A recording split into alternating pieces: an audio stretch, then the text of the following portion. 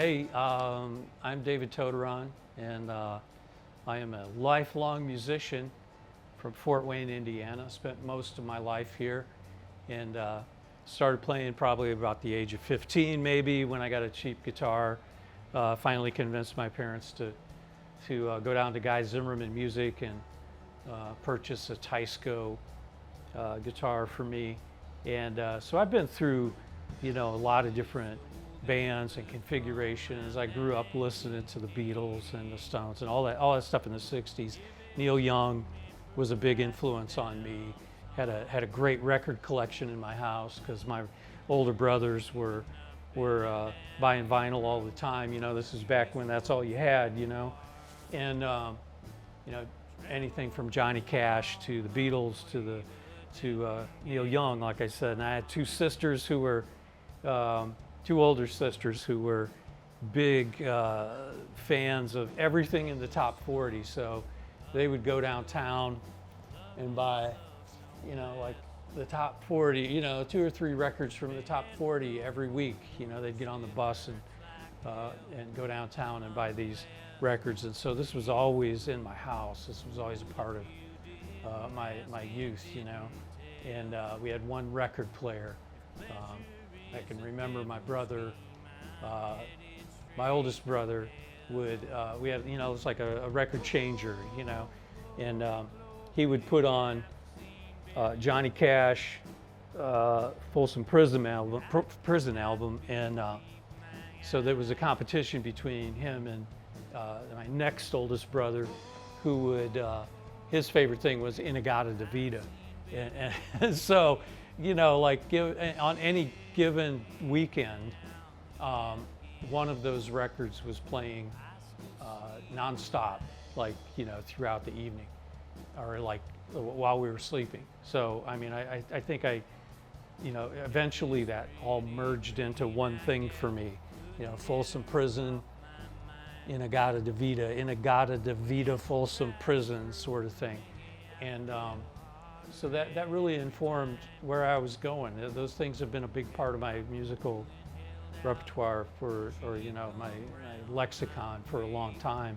Psychedelic rock, the roots of Americana, that kind of thing. So these have always been, part of what I do. And, I've been through a bunch of bands, 70s, 80s, 90s. I won't go into all of that. It's sort of like common knowledge and history of this and that. Seen clubs come and go. But really, in recent history, just really sort of hit a stride, diving into a more singer-songwriter approach, and hooked up with Ian Spanik up in Milwaukee. We did a couple of really cool albums up there in the late 90s and 2000s, and did a little thing in Germany with Ulftone Records, which was kind of cool. Started touring in Europe quite a bit till 9/11, and then that sort of busted that down. But then I started teaching. I really loved teaching high school. I started doing that for a buck, and it became a career. And I teach English, and still doing that to this day, teach English and writing. But all along, keeping a songwriting tip going. And, most recent projects, Mobile Home Records, and I did, a few really cool things. That's Brad Coons and Kevin Jackson. Ceremony of Innocence is our most recent thing that we did. And, so I was keeping that going. Love to be a teacher, love to be a musician, love to be a songwriter. It's just all a part of my groove, Well, I think you could define success on a lot of different levels. In the 80s and 90s, I was in some groups that came really close to, the record contract, back when that meant something, and like really close. Like we were like, we were it, you know. We made a lot of noise locally, and people started looking at us. They'd come from New York and LA, and they thought, you know, that we were maybe gonna join the ranks of the, you know, the recording industry elite in some way. And, you know, maybe for better or worse, I don't know, those things didn't materialize the way we wanted them to. But since then, I've just sort of taken the attitude that for me, the most important thing in terms of success is being satisfied with the kind of work that I do.